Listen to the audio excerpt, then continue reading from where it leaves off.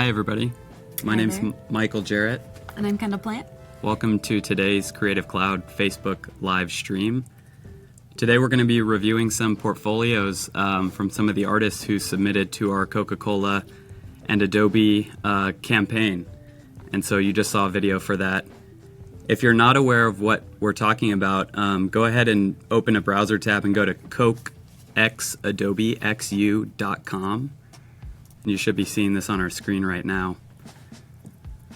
This is an art project that Coca-Cola and Adobe put together this year, where you can download a creative brief, use Coca-Cola's brand assets, and create your own artwork. And if you submit it to us using the hashtag CokexAdobexYou, we'll go ahead and feature it on this website.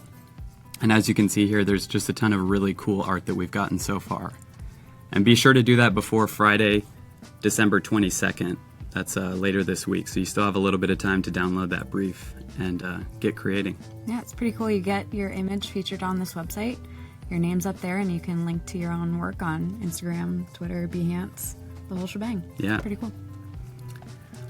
So Michael and I work for the Adobe Studio team here at Adobe. We're in San Francisco today, where we both work. And we're both art directors. So we do a whole range of projects, from stuff like this, working on campaigns, to things like the splash screens that you see when you open up the products, to learning content. So lots of tutorials on YouTube and on our website. It's a pretty cool job. Yeah. Pretty much any marketing material that comes out from Adobe that goes on our website, cool activations like this, a lot of the cool artwork you see comes through our team and is touched by our team in some way. Mm-hmm. So today we've had some submissions that we really liked as part of this campaign, and they've offered to allow us to take a look at their portfolios for their benefit and for everyone else's benefit. So we're going to go ahead and just fly through their Behance portfolios and talk a little bit about the work and the presentation, what we see. As art directors, we're constantly on Behance looking for artists who are doing really amazing things, and those are the artists that we here at Adobe want to work with. So we've had some experience, using Behance as a platform to look at portfolios. It's a really amazing tool. Mm-hmm. A huge community on there if you're not already familiar with it. And so, these are a few of the portfolios that we'll be looking at today. Yep. And hopefully the information that we talk about is, useful. You can apply it to your own Behance portfolios or other types of portfolios in general. Mm-hmm. And if you guys have any questions, we have moderators. And Sure. So next up we have Navid. And just like Andre, we have his Coke project up here as well. So it's kind of cool on this one, even, just showcasing this first project. It's always really cool to see in progress stuff, or the layers in your work. If you have a super complex illustration, it shows that background to what you've done too. Yeah. Good introduction here. Yeah, and this was actually one of the first pieces that we received when this activation started. I remember it was an early submission, and just a really inventive use of the assets that were provided.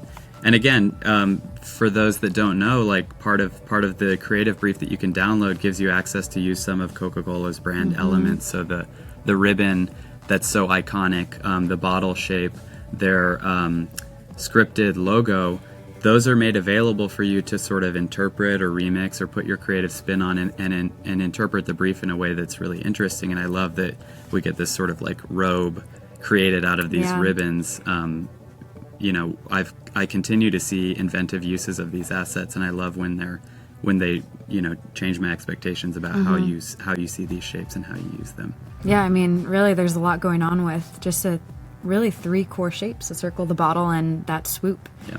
It's a really beautiful minimalistic composition going on here. It's super simple. Yeah, I forgot that little one at the bottom. So even with something like this, I think including information about your project more than just the title or the tools you use is really important too. I mean, this Adobe and Coke thing, it's out there and you can find the prompt, but it's still really important to give some context to your artwork too and your project. So even here where the prompt is publicly available, he's repeated it here and grounded his project in a context, making the intention clear and the brief clear. And then also adding his own, explanation of how he took the prompt and made it his own too. Yeah. It's whether you have a formal design education or not. I know informal design or artistic training, there's hopefully a big emphasis on how to speak about your work, how to write about it. And even outside of, formal design education, there's a lot of information about that. It's a very, very important thing to know how to do. Because the artwork sometimes obviously does completely stand on its own and stand for itself. Sometimes it's obvious what you're looking at and why you're looking at it. But I would say it's fairly often that we'll come across really, really interesting work, and the work draws us in, and we desire to know more about what the artist was thinking, what their process was, what were they interested in, what were they responding to, why it's important to them.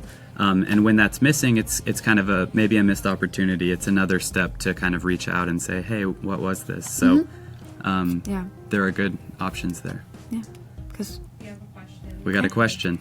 From Corey. In a portfolio, is it more important to show your style as a designer or show your range through brand matching? I think, Can you repeat that? Yeah. oh yeah, sorry. The question came from Corey. As a designer in your portfolio, is it more important to show your style or your range as a designer through branded work? Okay. I think first of all, it depends on where you are in your design career or your experience, right? So I think both is a good answer there, just because we do want to see a range of skills, unless you've found your niche completely, right? If you've found where you want to be, then you're gonna naturally kind of have a stylistic similarity across your work. But seeing a good variety of tools and different project types can really show what you're capable of and show what sort of breadth of work you want to explore more.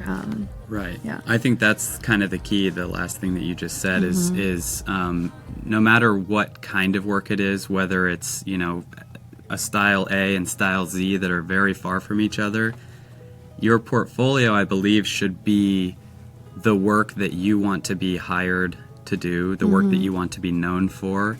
And oftentimes, I think there's a pressure to create work that you think you should be creating, or to create work that's associated with a brand or associated with a particular trend at the time, because it's, that's often how you get exposure, and you can kind of ride that momentum a little bit. But I think that always you should be questioning and have a very strong viewpoint of what is it that you want to be doing. And if you do that well, show that and take everything else out of the portfolio, because there will come up a time when you put something in your portfolio that you think has got some, it's branded, but it's not what you want to be doing. And somebody will say, hey, we want to hire you to do that.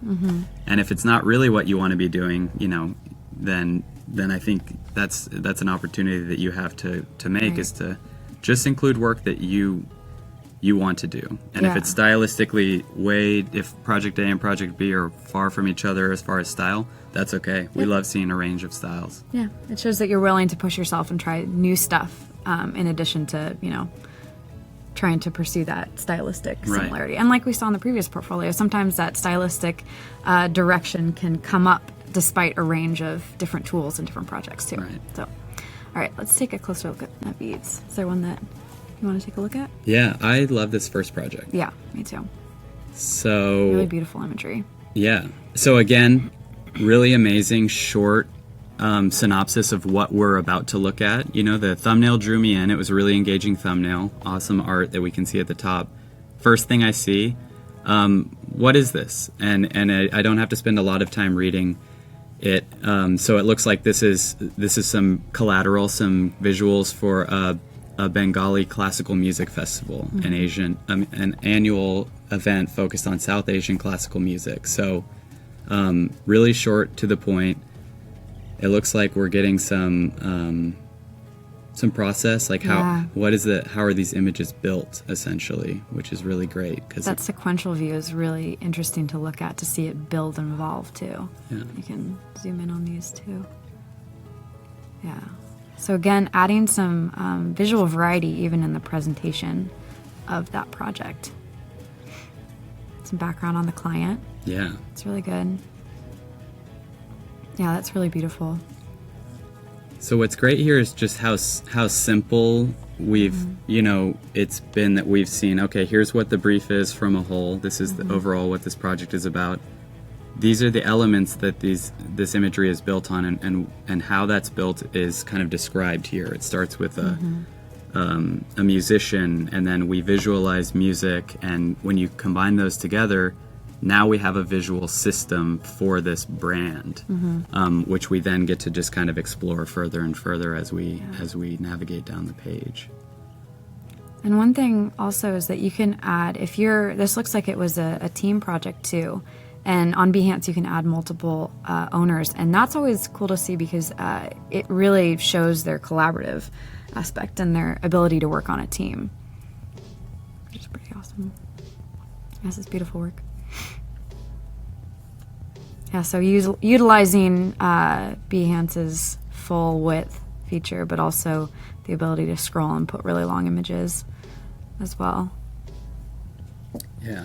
So these are some of my favorite images coming up. Just really, impactful use of color, the movement, really simple compositing, bringing these graphical elements and kind of putting the image in front and behind, having it weave, that's all pretty straightforward to do, I think, in Photoshop, and it always just kind of creates like a really dynamic image. Yeah, and if you ever have the chance to show your work in different contexts, so not only the final digital or final piece, but also showing it, for example, here on a branded bag, or looks like it might have been 3D printed. Or embossed or something. Yeah. And utilizing mock-ups is always a good move. Right. Makes your work look really clean and polished. Yeah. And there are tons available online too, even on Behance. Absolutely, yeah. You don't have to make your own. I think it's important too to note there that context is really helpful. As Kendall said, it's really amazing to kind of see, all right, this is a great piece of work. How does it look in the world? I think that's important actually as a designer too. Before you even think about wrapping up the project and showing it after its completion, is if it's going to go on a bag, put it on a bag and see how it works, and make your design decisions using that context as a surface to kind of make some adjustments. Yeah, and like the last portfolio, you can see a lot of range of projects, different styles, but there is this kind of textured undertone to it, which really kind of brings the whole portfolio, and it makes it look like their work, Right. Consistent. Nice. Is there any other one that you want to pick up? This typographic one was interesting. Yeah. Really unique. Good exploration. Oh yeah, geometric exploration. So this is another example of kind of putting those projects in there that are more playful and explorative, but they have a really good final product that can stand alone in a portfolio, even if it was an exploration. Right, yeah. And just big, gorgeous images. It's really pretty. It's a pleasure to kind of scroll through this and see a little bit about the process. Yeah. If we go to the bottom, I noticed there are some photos. It looks like these are photos of the work, maybe as it's printed on paper, or perhaps these are just exports, and that use of texture is good that I'm thinking it's paper. One thing I did notice is that there's maybe some sharpening that's needed a little bit here. Some of this is a little bit kind of a little blurry. Yeah, blurry, like low resolution around the edges. So I think the piece of advice I would give there would be about if you're photographing your work. Again, these might be photographs, or they might just be textured digital files. But photographing your work, as Kendall mentioned earlier, is really quite important, and it goes a long way to make sure that you do that with some care, to get the right lighting, get a nice clean background depending on what you're photographing. Or if it's digital, putting the same amount of care into your digital images Sure, too. Make yeah. sure that everything is super crisp, super sharp, no blurry images. Yeah, no blurry images. Work at high resolution. It's hard to escape it now because everything's on a high resolution screen. Even your phones are, you can't really hide the pixels anymore. Yeah, so. yeah. And it can stand out in a portfolio Sure, too yeah. if there's one blurry image, Yeah. All right.